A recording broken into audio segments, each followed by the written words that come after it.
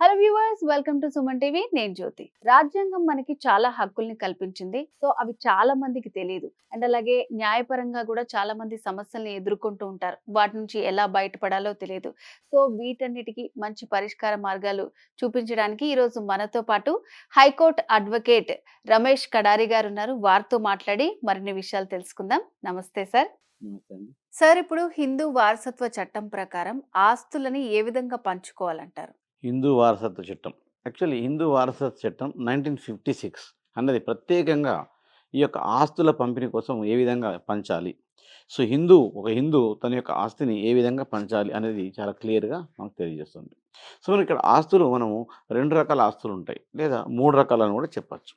First 2 రకాలని చెప్పుకుందాం. Self acquired property, ancestor property. So self acquired property అంటే ఏంటిదంటే, ఒక వ్యక్తి తన జీవిత కాలంలో స్వయంగా సంపాదించిన ఆస్తిని సెల్ఫ్ అక్వైర్డ్ ప్రాపర్టీ అంటారు. సో అన్సిస్టర్ ప్రాపర్టీ అంటే, ఈ వ్యక్తి సంపాదించిన ఆస్తి తాతల ఆస్తి అనమాట. అన్సిస్టర్ ప్రాపర్టీ అంటే తాతలు సంపాదించిన ఆస్తి, వారసత్వంగా వచ్చిన ఆస్తిని అన్సిస్టర్ ప్రాపర్టీ అంటారు. సో ఇప్పుడు మనకు ఇంకొకటి ఏందనుకున్నాం మనము, జాయింట్ ప్రాపర్టీ అంటాం. అంటే తండ్రి మరియు కొడుకులు కలిసి కొంతకాలం సంపాదిస్తూ ఉంటారు. సో తండ్రి ఒక 40 ఏళ్ళు వచ్చినప్పుడు కొడుకులు కూడా ఒక 20 ఏళ్ళు ఉండి ఎక్కడో జాబ్ చేసిన డబ్బులు అన్నీ పంపిస్తే, ఆ యొక్క పెద్ద కొడుకు తన డబ్బులు తండ్రికి పంపిస్తాడు. పంపిస్తే ఒక ఆస్తి కొంటారు. కొన్నప్పుడు చిన్న కొడుకు అతను చిన్నగా ఉన్నాడు కాబట్టి అతను సంపాదించలేడు. కొంతకాలం తర్వాత ఆ ఆస్తి తండ్రి మరియు కుమారులు, ఇద్దరు కుమారులు ఉంటే ఇద్దరు కుమారులు సంపాదించింది, లేదా ముగ్గురుండి ఇద్దరు సంపాదించింది, ఇట్లా దాన్ని జాయింట్ ప్రాపర్టీ అంటారు. ఉమ్మడి ఆస్తి అంటారు. సో ఈ విధమైనటువంటి ఆస్తులను ఏ విధంగా పంచుకోవాలో మనం క్లియర్‌గా తెలుసుకుందాం. ఫస్ట్ సెల్ఫ్ అక్వైర్డ్ ప్రాపర్టీ అంటే, సెల్ఫ్ అక్వైర్డ్ ప్రాపర్టీ ఒక వ్యక్తి తనకు ఇష్టం వచ్చిన వాళ్ళకు ఆస్తిని ఇయ్యొచ్చు. ఇప్పుడు ఒక తండ్రి ఉన్నాడు, తనకు భార్య, ఒక కొడుకు, ఒక కూతురు ఉన్నారనుకుందాం. అప్పుడు అతను స్వయంగా సంపాదించిన ఆస్తి కాబట్టి తను మొత్తం తన కొడుక్కే ఇచ్చుకొని కూతురికి పెళ్లి చేసి పంపియచ్చు. లేదా కూతురికే మొత్తం ఆస్తిని ఇచ్చుకొని కొడుకు కూడా ఇవ్వకుండా ఉండొచ్చు. లేదా కొడుకు, కూతురు ఇద్దరు కూడా బేవస్ వెళ్లారు, వాళ్ళు చెప్పిన మాట వినట్లేదు, నాకు వీళ్ళు నచ్చట్లేదు అనుకుంటే అతను ఏదో ఒక మా యొక్క ఆశ్రమానికి కూడా డొనేట్ చేసే హక్కు ఆ తండ్రికి ఉంటుంది. అంటే అది సెల్ఫ్ అక్వైర్డ్ ప్రాపర్టీ కాబట్టి. కానీ ఈ యొక్క సెల్ఫ్ అక్వైర్డ్ ప్రాపర్టీ అంటే తన బతికిన జీవితకాలంలో ఆ ఆస్తిని ఎవరికైనా ఇచ్చుకునే అధికారం తండ్రికి ఉంటుంది. అంటే ఆ యొక్క సంపాదించిన వ్యక్తికి ఉంటుంది. కానీ ఆ యొక్క అనుకోకుండా ఆ వ్యక్తి సంపాదించిన ఆస్తి ఉండంగానే వ్యక్తి చనిపోయాడు అనుకుందాం. చనిపోయినప్పుడు మాత్రము ఆ యొక్క ఆస్తి ఆ యొక్క తల్లికి మరియు కుమారుడికి, తర్వాత కూతురికి, వీళ్ళకు సమానంగా 3 భాగాలుగా ఏర్పడుతుంది. అంటే ఎప్పుడైనా కానీ కుమారుడికి, తల్లికి, తర్వాత ఈ యొక్క కూతురుకు అందరికి కూడా ఏర్పడుతుంది. ఒకవేళ ఆ వ్యక్తి చనిపోయిన వ్యక్తికి తల్లి ఉన్నట్లయితే ఆ తల్లికి కూడా ఒక భాగం ఏర్పడుతుంది. అంటే ఇందులో మనం పంచుకోవాలనుకుంటే 2 రకాలు ఉంటాయన్నమాట. ఒకటి class 1 hairs, class 2 hairs. Class 1 hairs అంటే ఏంటంటే, క్లాస్ 1 హెయిర్స్ అంటే ఒక వ్యక్తి చనిపోయినప్పుడు అతనికి సంబంధించిన వ్యక్తులు అంటే ఎవరున్నారు, ఇప్పుడు ఆ వ్యక్తి యొక్క తల్లి ఉన్నట్లయితే తల్లికి ఒక భాగం వస్తది. అలాగే భార్యకు ఒక భాగం వస్తది. అలాగే కుమారుడికి ఒక భాగం వస్తది. కుమార్తెకు ఒక భాగం వస్తది. కుమారుడి యొక్క పిల్లలు ఉన్నట్లయితే మనుమడు, మనమరాళ్ళు, వాళ్ళకు కూడా ఆస్తిలో వారసత్వం వస్తది. అంతేకాకుండా కుమారుడి యొక్క భార్యకు కూడా వాటా వస్తాయి. అంటే ఇప్పుడు కుమారు యొక్క కుమారుడికి వచ్చినప్పుడు కుమారు యొక్క భార్యకు ఉన్నట్లే.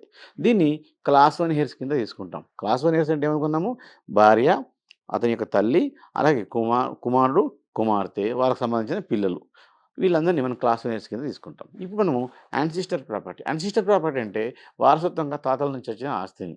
సో వారసత్వంగా తాతల నుంచి వచ్చిన ఆస్తి హిందువులలో ఒక రకంగా ఉంటుంది, ముస్లిమ్స్‌లలో స్పెషల్ యాక్ట్స్ ఉన్నాయన్నమాట. వాళ్ళకు ఒక రకంగా ఉంటుంది. హిందువులకు మాత్రము తాతల నుంచి వచ్చిన ఆస్తి తండ్రి నా ఇష్టం వచ్చినప్పుడు గిఫ్ట్ ఇస్తాను, లేదా నన్ను అమ్ముకుంటాను అనడానికి వీల్లేదు. సో ఒకవేళ తాతల నుంచి వచ్చిన ఆస్తి ఒక వ్యక్తికి తండ్రి అతని యొక్క తల్లి ఉన్నట్లయితే తల్లికి ఒక భాగము, అతనికి ఒక భాగము, ఆ యొక్క పిల్లలకు కూడా అందరికి 4 భాగాలు సమానంగా వస్తాయి. సో ఒకవేళ ఆస్తిని అమ్ముకున్నాలనుకున్నట్లయితే తండ్రి తనకు సంబంధించి ఒక భాగం మాత్రమే అమ్ముకుంటవచ్చు. కానీ ఒక 10 ఎకరాల భూమి ఉందంటే 10 ఎకరాల భూమి అమ్మేస్తాను, నాకు కష్టాలున్నాయి అనుకోవడానికి లేదు. ఒకవేళ అమ్మేసిన పిల్లలు పెద్దగైన తర్వాత ఆ 10 ఎకరాల భూమిని పార్టీషన్ సూట్ వేసుకొని ఆ యొక్క పార్టీషన్ వాళ్ళకొచ్చే భాగాన్ని 10 మందికి ట్రాన్స్‌ఫర్ అయిన ప్రాపర్టీని లాక్కునే అవకాశం ఉంటుంది చట్టం ప్రకారం. ఎందుకంటే హిందూ సక్సెషన్ యాక్ట్ చాలా క్లియర్‌గా చెప్తది. నీకు సంబంధించిన ఆస్తి మాత్రమే నువ్వు అమ్ముకునే హక్కు ఉంది. అంతేగాని నీ పిల్లలకు సంబంధించిన ఆస్తిని గానీ, నీ యొక్క తల్లికి సంబంధించిన ఆస్తిని నువ్వు అమ్ముకోవడానికి గానీ, దానం ఇచ్చుకోవడానికి గానీ, గిఫ్ట్ ఇయ్యడానికి వీల్లేదు అని చాలా క్లియర్‌గా చెప్తుందనమాట. ఇప్పుడు హిందూ సక్సెషన్ యాక్ట్‌లో మనము యాన్సిస్టర్ ప్రాపర్టీ గురించి, ఈ యొక్క దీని గురించి తెలుసుకున్నాం. ఇప్పుడు మనము ఈ యొక్క జాయింట్ ప్రాపర్టీ అన్నప్పుడు తండ్రి పనిచేస్తుండగానే కొడుకు కూడా ఇచ్చినటువంటి డబ్బులతోని ఒక ఆస్తి కొని ఒక కొడుకు పేరిట చేశాడు. కొడుకు పేరిట చేసిన తర్వాత చిన్న కొడుకు పెద్దయిన తర్వాత పెద్ద కొడుకు ఏమంటాడు, తండ్రి చనిపోయాడు అనుకుందాం. చనిపోయినప్పుడు ఆ యొక్క చిన్న కొడుకు నాకు ఆస్తి కావాలంటే నేను సంపాదించాను నాదంటాడు. కానీ తండ్రి సంపాదించిన డబ్బులు కూడా కొడుకు యొక్క ఆస్తిలో ఉన్నాయి. కానీ ఉమ్మడి కుటుంబాలలో ఎలా ఉంటుంది, ఒక ముగ్గురు కొడుకులు ఉన్నారంటే తండ్రి ఏం చేస్తాడు, పెద్ద కొడుకు పేరిట ఆస్తి చేసేసి ఉంటాడు. అంత బాగానే ఉంటారు అనుకుంటాడు. కానీ అనుకోకుండా అతను చనిపోయినప్పుడు పెద్ద కొడుకు నాదే ఆస్తి ఇదంతా నేను సంపాదించినాను మీకు ఇచ్చేది ఏం లేదని ఈ మధ్యన చాలా ఆస్తుల విలువలు పెరిగినాయి కాబట్టి ఇలా అంటున్నారు అనమాట. సో అప్పుడు వీళ్ళు పార్టిషన్ సూట్ వేసుకొని జాయింట్ ప్రాపర్టీ కాబట్టి ఉమ్మడి ఆస్తి కాబట్టి ఆ ప్రాపర్టీని తీసుకునే అవకాశం చాలా క్లియర్గా ఉన్నది. సో ఇప్పుడు మనకు ఈ యొక్క మహిళా ఆస్తుల చట్టాలనేది మనం మాట్లాడుకుంటాం. సో ఇక మహిళా ఆస్తుల యొక్క చట్టం అనేది 2005 నుంచి అమల్లోనికి వచ్చింది.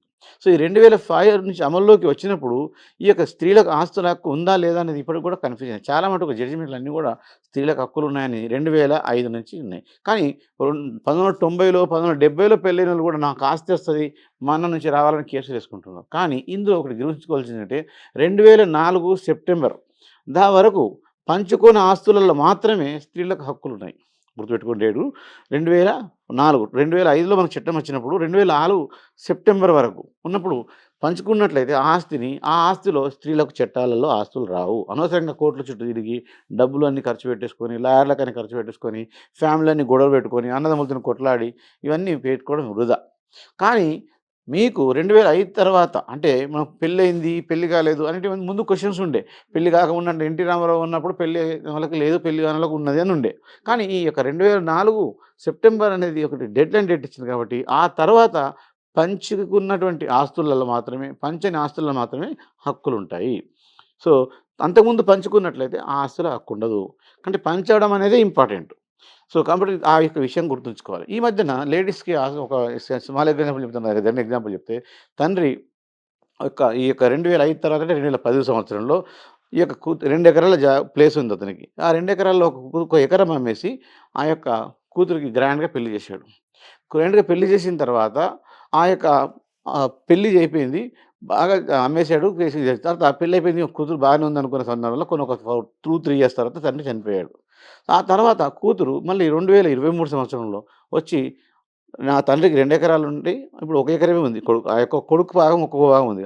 ఆ ఎకరంలో వాటా కోసం కొట్లాడి తను ఇప్పుడు ఆస్తిలో హక్కుదారుగా మారింది. అంటే కూతుర్లు కూడా ఈ విధంగా ఆస్తుల హక్కు ఉన్నదని సో అన్నదమ్ములను మోసం చేయడంలో ఈ యొక్క దెబ్బతింటున్నాయి. రిలేషన్‌షిప్ దెబ్బతింటున్నాయి. కాబట్టి మనం ప్రత్యేకంగా తల్లిదండ్రులు ఎవరైనా కానీ ఆస్తుల పంపిణీ విషయంలో కూతురికి తండ్రికి సమానమైన వాటాలు అన్నప్పుడు మీరు అడిషనల్ భాగంతోని పెళ్లి చేసినప్పుడు వాళ్ళకి వాటాలు ఇవ్వండి. లేదా ముందే మీ యొక్క వీలునామా రాయండి. నీకింత నీ స్వయంగా ఆస్తి సంపాదించినట్లయితే వీలునామా రాయడం ద్వారా మీకు మీ పిల్లలకు ఎప్పుడు కొట్లాటలు ఉండవు. లేకపోతే ఈ కొట్లాటలతోని మీరు చనిపోయిన తర్వాత కూడా మీ ఆత్మకు శాంతిగా ఉండకుండా ఈ పిల్లల కొట్లాటలతోని ఆర్థికంగా ఈ యొక్క వాటాలతోని కొట్లాటలతోనే వాళ్ళ మనసులు కూడా బాగుండకుండా రిలేషన్‌షిప్స్ అని పాడైపోతుంది. కాబట్టి ఈ యొక్క మనం ఈ యొక్క వాటాలను గురించి విల్ డీడ్ రాయడం కానీ, గిఫ్ట్ డీడ్ రాయడం కానీ మనం బతుకున్నప్పుడే చేస్తే మనం చాలామందికి ఇదవుతున్నారు. కానీ మనం విల్ డీడ్ రాయడం అనేది సో ఈ యొక్క మంచి పద్ధతి. కాబట్టి అందరు పేరెంట్స్ కూతుర్లకు ఆస్తులు ఇవ్వాలనుకున్నప్పుడు సొంత ఆస్తి అయితే ఇచ్చేయండి. లేదా అన్సిస్టర్ ప్రాపర్టీ వచ్చినప్పుడు వాళ్ళకు కూడా భాగం ఉంటుంది కూతుర్లకు. సో ఆ వాటాలలో కూడా మనము ముందే డిక్లేర్ చేసుకున్నట్లయితే క్లియర్‌గా ఉన్నట్లయితే విల్ రూపంలో రాసుకున్నట్లయితే అందరికీ ఏ ఇబ్బంది లేకుండా ఆస్తుల పంపిణీ జరుగుతుంది. సో ఇక్కడ క్లాస్ 1 హెయిర్స్ ఒకవేళ లేనట్లయితే మనం క్లాస్ 1 హెయిర్స్ ఎవరనుకున్నాము ఈ యొక్క చనిపోయిన వ్యక్తి యొక్క తల్లి, అతని యొక్క భార్య, అతని యొక్క కొడుకు అనుకున్నాం. వీళ్ళు లేనప్పుడు ఈ యొక్క తండ్రికి సంబంధించిన వాళ్ళు క్లాస్ 2 హెయిర్స్ అవుతారు. తండ్రి కంటే ఎవరు ఆ యొక్క ఫాదర్ యొక్క తండ్రి లేదా ఫాదర్ యొక్క బ్రదరు, ఫాదర్ యొక్క సిస్టర్‌కి సంబంధించిన వాళ్ళు వీళ్ళందరూ అంటే ఫాదర్‌కి సంబంధించిన వాళ్ళందరూ కూడా మనం క్లాస్ 2 హెయిర్స్ కింద తీసుకుంటాం. ఒకవేళ క్లాస్ 2 హెయిర్స్ కూడా ఎవరు లేరు తండ్రికి అప్పుడు క్లాస్ 3 హెయిర్స్‌కి వెళ్ళిపోతుంది. క్లాస్ 3 హెయిర్స్ అంటే ఎవరు మదర్‌కి సంబంధించిన వాళ్ళు. మదర్ వాళ్ళ సిస్టరు, మదర్ వాళ్ళ బ్రదరు ఇలా అందరి మదర్‌కి సంబంధించిన ఇష్టం. ఒకవేళ ప్రాపర్టీలో క్లాస్ 1 లేరు, క్లాస్ 2 లేరు, క్లాస్ 3 లేరు, క్లాస్ 4 లేరనుకోండి. క్లాస్ 4 లేరంటే నెక్స్ట్ జనరేషన్ వాళ్ళనమాట. వాళ్ళు లేనప్పుడు ప్రభుత్వానికి ఆ ఆస్తి పోతది. అంటే ఇక్కడ హిందూ సక్సెషన్ యాక్ట్‌లో చాలా క్లియర్‌గా ఆస్తుల పంపకం గురించి తెలియజేయడం జరిగింది. ముందుకు ముందే ఆ ఆస్తుల గురించి గొడవలు కాకుండా ఏ విధంగా ఉన్నదో మనం మంచిగా ల్యాండ్‌ని సంప్రదించుకొని తెలుసుకున్నట్లయితే ఈ యొక్క కొట్లాటలనేటివే ఉండవు. ఈ యొక్క రిలేషన్‌షిప్స్ అనేది ఇబ్బంది పడవలకి ఉండదు. రిలేషన్‌షిప్స్ పాడు కావు. Okay sir. చాలా బాగా ఎక్స్‌ప్లెయిన్ చేశారు. అంటే హిందూ చట్ట ప్రకారం అసలు ఆస్తులు ఏ విధంగా పంచాలి, ఏ విధంగా పంచుకోవచ్చని చాలా బాగా ఎక్స్‌ప్లెయిన్ చేశారండి. Thank you so much. So, అట్లాగే మీకు కూడా ఆస్తుల పంపకానికి సంబంధించి ఎటువంటి సందేహాలున్నా సరే హైకోర్ట్ అడ్వకేట్ రమేష్ కడారి గారిని సంప్రదించొచ్చు. స్క్రీన్ మీద కనిపిస్తున్న నంబర్‌కి కాల్ చేసి పూర్తి వివరాలు తెలుసుకోవచ్చు.